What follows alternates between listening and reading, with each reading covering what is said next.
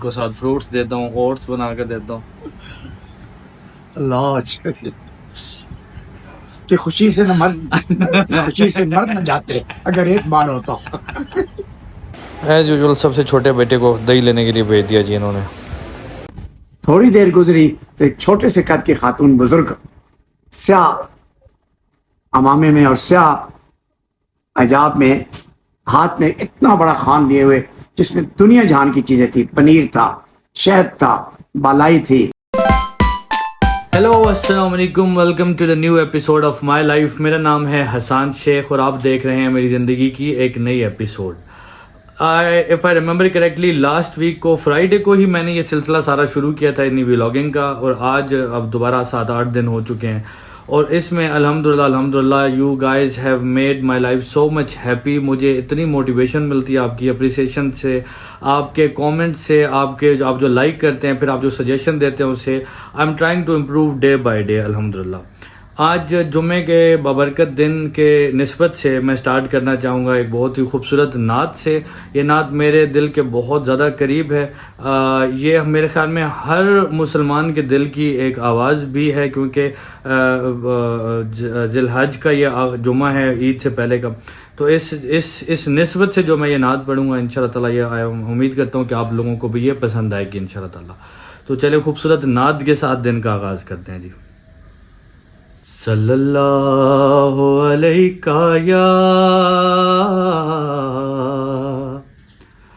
یا رسول اللہ وسلم علیکہ یا حبیب اللہ. حضور ایسا کوئی انتظام ہو جائے, حضور ایسا کوئی انتظام ہو جائے,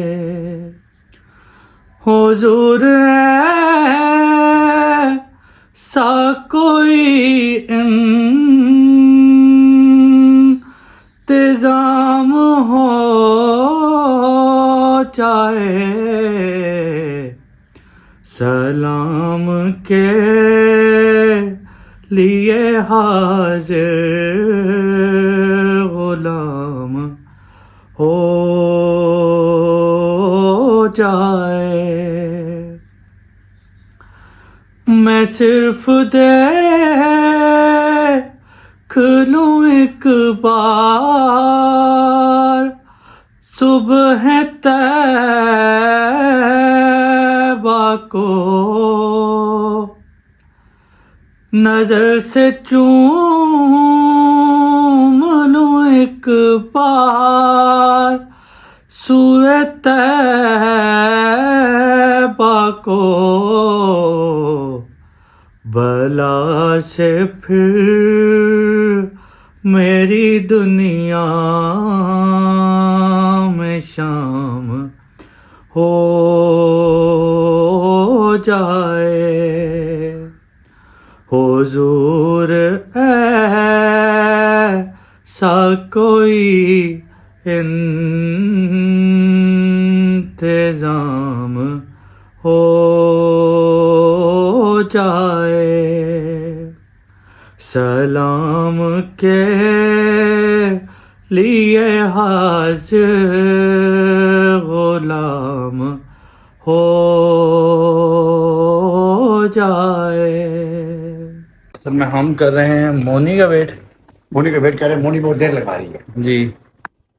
مافیا باجی کو ناک کرتا ہوں جلدی کرے.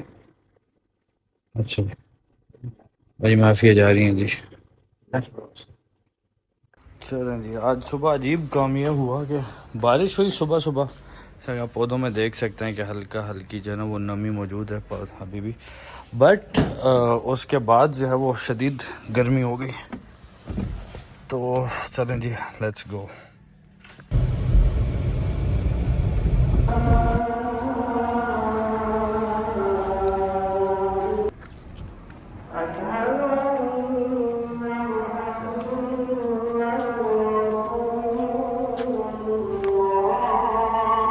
یہ جینٹس کا ایریا ہے جی. ابھی آپ کو مسجد میں لوگ کم نظر آ رہے ہیں. اس کی وجہ یہ ہے کہ ہم تھوڑا جلدی آ جاتے ہیں. اس کے پرلی طرف لیڈیز کی جگہ ہے, دونوں طرف بہت زیادہ رش ہوتا ہے ماشاءاللہ. جمعے کے بعد کا منظر دیکھیں جی, آپ کو آئیڈیا ہوگا کہ مسجد ہماری کھچا کھچ بھری ہوتی ہے ماشاءاللہ سے, لوگ بہت زیادہ ہوتے ہیں. ایز یوزول سب سے چھوٹے بیٹے کو دہی لینے کے لیے بھیج دیا جی انہوں نے.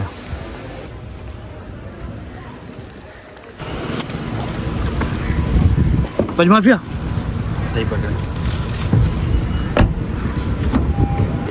پانی پلا دہی اسی لیے لے کے آئیں گے, لسی بنائیں آپ ہمیں. اچھا جی, ہم انجوائے کر رہے ہیں شدید گرمی میں ایک مزیدار قسم کی ویری ایکسٹریملی لو شوگر لسی. میک شور کہ آپ جو ہے وہ لسی پئیں تو اس میں نمک بھی ماڈریٹ حالت میں اور چینی بھی ماڈریٹ اور زیادہ نہ ہو. گرمیوں میں یہ آپ کی صحت کے لیے ویسے بھی بہت اچھی ہے, گرمی کو کم کرتی ہے. اس میں پرو بایوٹک ہوتا ہے تو آپ کی گٹ ہیلتھ کے لیے بھی بہت اچھی ہے. اسی دہی کو اگر آپ تھوڑا سا, میں آپ کو بتاؤں گا کہ میں کس طریقے سے گریک یوگرٹ بناتا ہوں, وہ بنا کر پئیں تو دیٹ اس میں کوئی ایکسیسو فیٹ نہیں ہوتا, اس میں پیور پروٹین ہوتا ہے. 100 گرام آف گریک یوگرٹ میں تقریباً 10 to 12 grams آف پروٹین ہوتا ہے. تو خیر لیٹس انجوائے دس. ٹھیک ہے میں آتا ہوں. It's very nice. باجی مافیا دماغ کی اور دہی کی لسی بہت اچھی بناتی ہے. تو اس نے ابھی سنا نہیں, سن لیتی تو مجھے شاید پتہ نہیں کیا کہتی ہے انگلش میں, مجھے جو سناتی کری کری, but this is very nice. اچھا ابو جی, مجھے بہت سارے کامنٹس بھی آئے ہیں, بہت سارے لوگوں نے پوچھا بھی ہے, اور ایک نہ طرح کی ایک چیز ہے کہ آپ نے اپنے ولاگ میں اپنی روٹین بتاتے ہیں کہ آپ نے پورا دن کیا کرتے ہیں. تو میں جو روٹین شروع کروں نا, وہ مارننگ روٹین شروع کروں اپنے, ٹھیک ہے.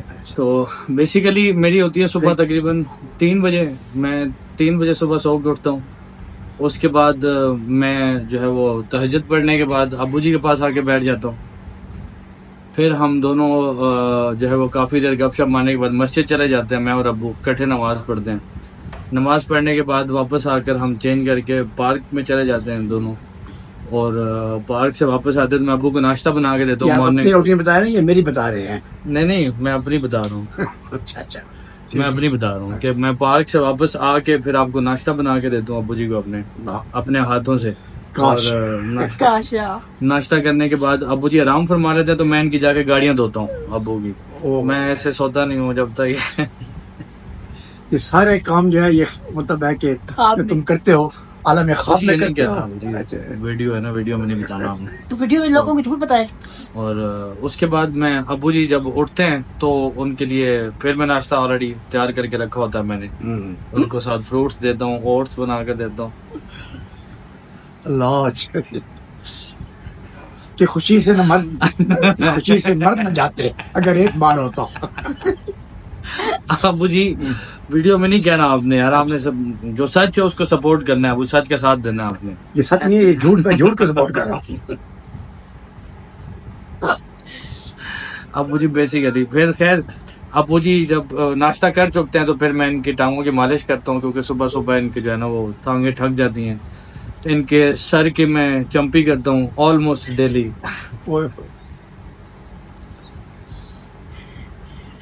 چمپی کرنے کے بعد میں ابو کو نہلاتا ہوں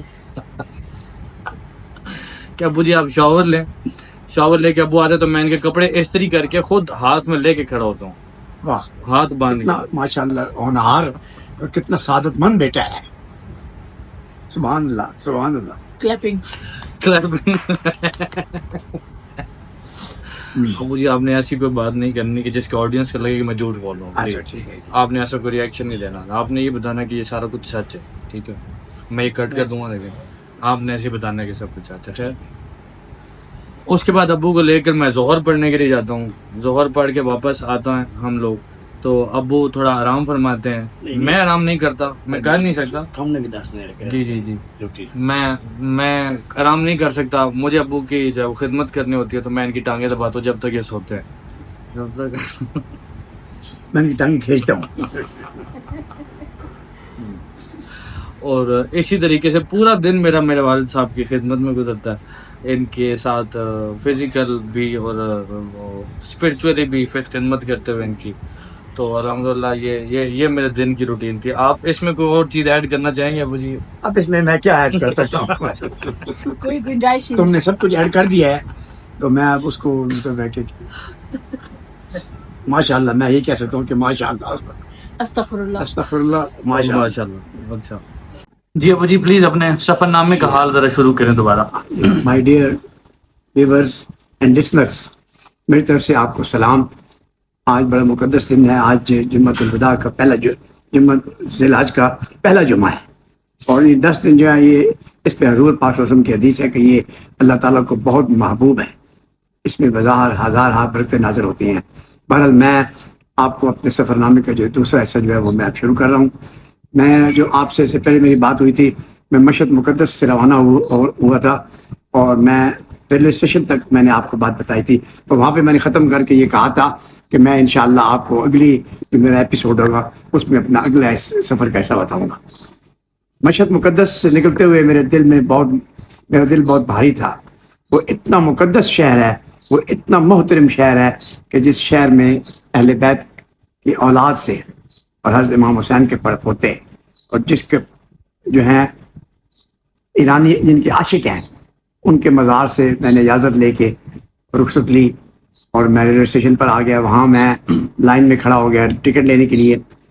بہت سے ایرانی کھڑے ہوئے تھے, اور ان کا آپ مہذب پن دیکھیں, ان کی آپ دیکھیں وہ کتنے مہذب ہیں اور کتنے مہمان نواز ہیں. انہوں نے جب دیکھا کہ ایک فارنر جو ہے وہ کھڑا ہوا ہے, تو مجھ سے پوچھا کہ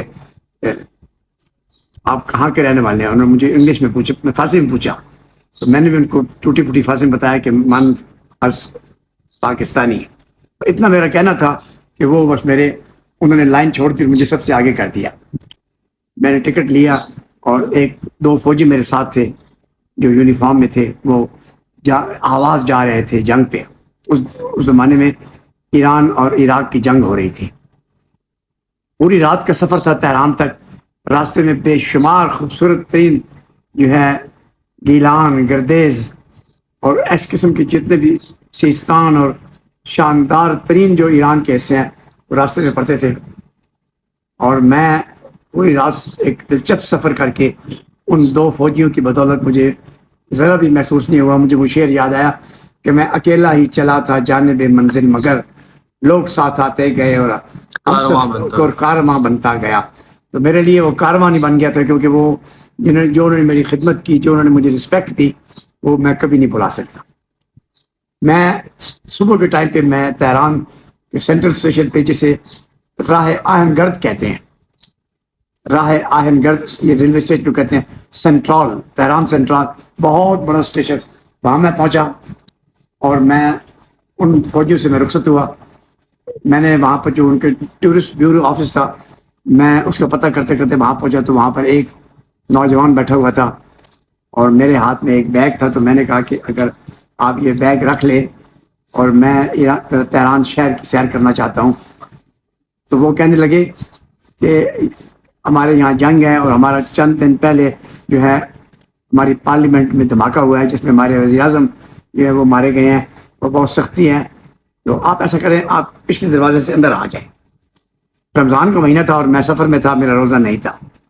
تو انہوں نے مجھ سے پوچھا, پہلے سوال یہ کیا کہ آپ کا روزہ ہے؟ تو میں نے کہا نہیں, میں مسافر ہوں, میرا روزہ نہیں ہے. اس نوجوان نے ٹیلی فون اٹھایا اور اپنی والدہ کو فارسی میں کہتا ہے کہ ایک مہمان آئے ہیں, وہ مہمان ہے پاکستان سے, مسافر ہے, روزے سے نہیں ہے, تو ان کے کھانے کے لیے کچھ لے کر آئے. تھوڑی دیر گزری تو ایک چھوٹے سے قد کی خاتون بزرگ, سیاہ عمامے میں اور سیاہ حجاب میں, ہاتھ میں اتنا بڑا خوان لیے ہوئے جس میں دنیا جہان کی چیزیں تھی. پنیر تھا, شہد تھا, بالائی تھی, گوشت کے ٹکڑے تھے. میں آپ کو کیا بتاؤں کہ ایسا لنچ میں نے زندگی میں کبھی نہیں کیا. اور بڑی محبت سے اس خاتون نے مجھے کھلایا. اور بڑے پیار سے مجھے مطلب ہے کہ وہ کہہ رہی تھی کہ اس طرح بات کر رہی تھی جیسے میں ان کا بیٹا ہوں. میں وہاں سے اپنا ناشتہ کر کے باہر نکلا اور میں پیدل پھر خیابان فردوسی کی طرف روانہ ہو گیا، کیونکہ ایران کی سب سے بڑی تہران کی سب سے بڑی شاہراہ ہے. وہ ایک طویل لمبی شاہراہ ہے جس کے ارد گرد شاندار قالینوں کے جو ہیں شو رومز ہیں، دکانیں ہیں اور مالز ہیں. میں پیدل چلتا پتہ نہیں کتنے کلومیٹر تک میں چلتا گیا اور وہ خیابان فردوسی ختم نہیں ہوا. واپسی پہ میں نے کوشش کی کہ میں اب پیدل نہ چلوں. میں نے ایک بس پہ بیٹھا، میں واپس آ گیا. اب میرا جو منزل تھی وہ تھی تبریز. تبریز جو ہے وہ ایران کا بارڈر سٹی ہے، جو روس کو بھی وہیں سے اسٹیشن ریل جاتی ہے اور ترکی کو بھی وہیں سے راستہ جاتا ہے. تو میں تبریز پہنچا صبح کے ٹائم. تبریز جاتے وقت پہ میرے ساتھ جو لوگ مجھے ملے انہوں نے، میں کہتا ہوں کہ ایرانی قوم خدمت کرنے میں، مہمان نوازی میں جو ہے وہ دنیا کی سب سے بہترین قوم ہے. میں جب تبریز پہنچا تو میں نے وہاں تھوڑی دیر میں نے انتظار کیا، تو میں نے ساتھ ہی مجھے شام ہو رہی تھی، اندھیرا پڑ رہا تھا، تو میں نے یہ کوشش کی کہ میں اندھیرے میں ہی ترکی پہنچ جاؤں. ترکی، ایران، تبریز اور جو ہے ترکی، اس کے درمیان ایک چھوٹا سا گاؤں ہے جس کا نام ہے دویا بیجت. یہ ایک ٹرکش گاؤں ہے، یہ بارڈر سٹی ہے. میں وہاں امیگریشن سے فارغ ہوا اور باہر نکلا تو ایک مجھے بس والے نے مجھے جو ہے وہ پہنچا دیا دویا بیجت. جب میں دویا بیجت پہنچا تو رات ہو رہی تھی اور مجھے بہت سخت بھوک لگ رہی تھی. میں نے ایک ایسے گلیوں میں چکر کاٹتے مجھے ایک ریسٹورنٹ نظر آیا. ریسٹورنٹ میں اندر چلا گیا. میں نے جا کے ان کو بولا کہ مجھے کھانے کے لیے کچھ چاہیے. وہاں پر ایک لڑکا بیٹھا ہوا تھا جو میری طرف بڑی غور سے دیکھ رہا تھا. مسلسل مجھے دیکھے جا رہا تھا اور کبھی کبھی مسکراہٹ بھی جب پڑتا تھا. جب میں نے کھانا کھا لیا، میں بل دینے کے لیے گیا تو مالک نے کہا کہ آپ کا بل جو ہے وہ دے چکے ہم، یوسف صاحب نے دے دیا ہے. اس کا نام یوسف تھا، وہ وہاں کا گینگسٹر تھا اور سب اس سے ڈرتے تھے. اس کا بہت وہاں پہ روب تھا. اس شخص نے میرے ساتھ جو محبت کی، مجھ سے پوچھا کہ تم نے کہاں جانا ہے. میں نے کہا مجھے استنبول جانا ہے. استنبول کا سفر 2 راتوں کا سفر تھا.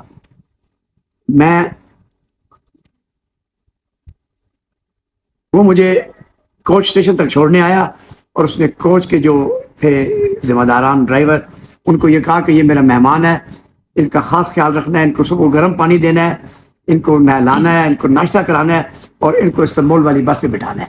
وہ چونکہ گینگسٹر تھا، سب اس کا بہت ٹیکا تھا. سب نے کہا آپ بالکل فکر ہو جائیں، یہ انشاءاللہ ہمارے مہمان ہیں. اب میں ترکی میں داخل ہو گیا ہوں. ترکی میں جو کچھ میرے ساتھ ہوا ہے، جو مجھے وہاں پر جو عزت افزائی ملی ہے، وہ میں آپ کو اگلے ایپیسوڈ میں بتاؤں گا.